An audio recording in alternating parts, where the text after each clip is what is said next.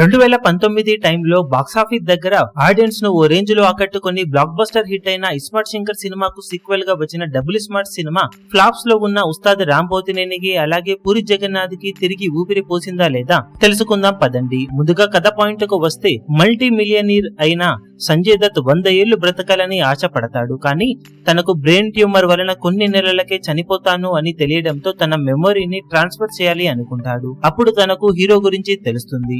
మరి ఆ తర్వాత కథ ఏం జరిగింది, హీరోకి సంజయ్ దత్ కి ఉన్న లింక్ ఏంటి అన్నది మొత్తం మీద సినిమా చూసి తెలుసుకోవాల్సిందే. పూరి జగన్నాథ్ చెప్పినట్లు ఇస్మార్ట్ శంకర్ తో పోల్చితే డబుల్ స్మార్ట్ సినిమాలో కథ పాయింట్ అయితే ఉంది, కానీ ఆ కథ పాయింట్ చెప్పే విధానంలో మళ్ళీ పూరి ట్రాక్ తప్పాడు. హీరో క్యారెక్టర్ విషయంలో ఎలాంటి వంక పెట్టడానికి లేదు, కానీ మిగిలిన కథ విషయంలో మాత్రం చాలా డొంకలే ఉన్నాయి. డబుల్ స్మార్ట్ సినిమాలో రామ్ మాత్రం ఉస్తాద్ శంకర్ లా పరకాయ ప్రవేశం చేశాడు అని చెప్పవచ్చు. తన డైలాగ్స్, స్క్రీన్ ప్రెజెన్స్, డాన్సులు, మాస్ యాటిట్యూడ్, హీరోయిజం ఎలివేట్ అయ్యే సీన్స్ అన్నింటిలో కూడా కుమ్మేశాడు. హీరోయిన్ జస్ట్ ఓకే అనిపించగా సంజయ్ దత్ రోల్ బాగున్నా డబ్బింగ్ సెట్ అవ్వలేదు. ఆలీ కామెడీ పరమ రోత పుట్టించే విధంగా డిజైన్ చేశారు సినిమాలో. ఇనిషియల్ గా కొంచెం పర్వాలేదనిపించినా కానీ తర్వాత సీన్స్ వచ్చినప్పుడల్లా కూడా ఒక రకమైన డిస్టర్బెన్స్ క్రియేట్ అయిందని చెప్పవచ్చు.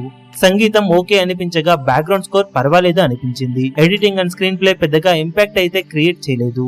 ఫస్ట్ హాఫ్ వరకు విలన్ కథతో మొదలయ్యి హీరో ఎంట్రీ తర్వాత లవ్ స్టోరీతో సాగి మెయిన్ కథలోకి వెళ్ళడానికి ఇంటర్వెల్ వరకు టైం పట్టగా ఇంటర్వెల్ మొదలైన తర్వాత సెకండ్ హాఫ్ పై ఎక్స్పెక్టేషన్స్ అయితే పెరిగిపోయాయి. కానీ సెకండ్ హాఫ్ ను చాలా నార్సి రకంగా డీల్ చేశాడు డైరెక్టర్. ఇక క్లైమాక్స్ ఓ రేంజ్ లో ఉంటుంది అంటూ రిలీజ్ కి ముందు చెప్పారు, కానీ అతి సాదా సీదా క్లైమాక్స్ మాత్రమే ఆ సన్నివేశం. ప్రొడక్షన్ వాల్యూస్ బాగుండగా డైరెక్టర్ గా పూరి జగన్నాథ్ ఒకప్పటి ఫామ్ ను మాత్రం అందుకోలేకపోతున్నాడు. ఉన్నంతలో పూరి లాస్ట్ మూవీ లైగర్ తో పోల్చితే బెటర్ అవుట్పుట్ అయితే ఇచ్చిందని చెప్పవచ్చు డబుల్ స్మార్ట్ సినిమా విషయంలో. కానీ వెంటనే ఆ ఆలీ కామెడీ సీన్స్ ను డిలీట్ చేయకపోతే మట్టుకు ఎక్కువ డ్యామేజ్ జరిగే అవకాశం ఉంటుంది. ఇస్మార్ట్ శంకర్ లో కథ లేదు, కానీ ఆ క్యారెక్టరైజేషన్ ఆడియన్స్ కు నచ్చింది. సాంగ్స్ నచ్చాయి, ప్రీ క్లైమాక్స్ కూడా నచ్చింది. అందుకే ఆ సినిమా అంతలా విజయం సాధించింది. కానీ డబుల్ స్మార్ట్ సినిమాలో రామ్ ఒక్కడు సినిమాను సేవ్ చేయడానికి ఎంత చేయాలో అంత చేశాడు. కానీ పూరి రీసెంట్ మూవీస్ లో ఉండే అదే loud scenes, over the top screen play మాత్రం ఆకట్టుకోలేదు. ఫస్ట్ హాఫ్ ఎలాగోలా యావరేజ్ అనిపించిన సెకండ్ హాఫ్ లో మాత్రం చాలా సీన్స్ సహనానికి పరీక్ష పెడతాయి.